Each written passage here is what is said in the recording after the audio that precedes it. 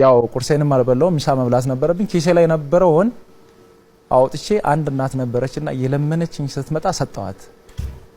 ከዛ ኪሴ ባዶ ሆኖ ለምሳ ገብቶ ሰዎች ሲበሉ ሲያይ ተራብኩኝ። መጀመሪያ የረሃብ ስሜቱ አልተሰማኝም ነበርና ተራብኩኝ እና እርቦኛል ብዬ ሄጄ እነዛ ሰዎች ጋር ተጠግቼ ለመብላት ከበደኝ። ማለት ወጣትም ስለሆንኩኝ ሌላ ነገር ነው የሚመስላቸውና የረሃብ ስሜት የዛን ሰዓት ነው የሚገባኝ።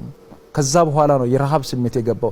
ምንም ነገር ልታልፈው ትችላለህ፣ ከምንም ነገር ልታመልጥ ትችላለህ፣ ምንም ነገር ልታካው ትችላለህ። ረሃብ ግን ረሃብ የሚባለውን ነገር ልታካ አትችልም። አሁንም እንዲህ ጎዳና ላይ መንገድ ላይ ያሉ ሰዎችን ስትጠይቃቸው ሌላ ነገር እኮ አይጠይቁህም።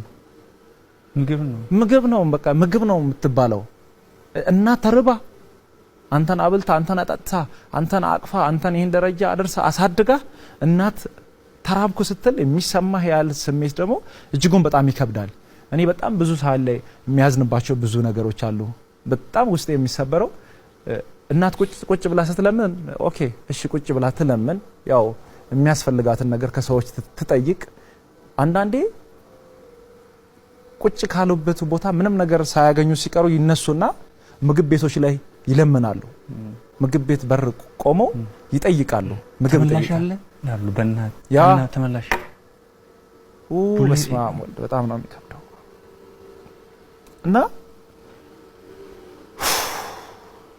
እናት ምግብ ቤት በር ላይ አንኳኩታ ቡሌ ስትጠይቅ ምግቡ ላይኖር ይችላል። የሚሰጣቸው ምላሽ ደግሞ እጅጉን በጣም ያሳዝናቸዋል፣ ልብ ይሰብራሉ በጣም። ከዚህም የተነሳ እኔ አሁን አንዳንድ ጊዜ እናቶችን ከጎዳና ላይ አንስቼ ሆቴል ይዣቸው ሲገባ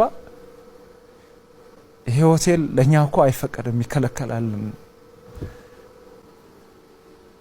ማለት እንዴ ምግብ ቤት ይዛቸው ስትገባ አያምኑም፣ አይቀበሉኝም። እኔ ገና ድጋሚ አስረዳቸዋለሁ። ያ ማለት መጀመሪያ ሲሄዱ የተባረሩበት ቤት ስለሆነ መጀመሪያ ሲሄዱ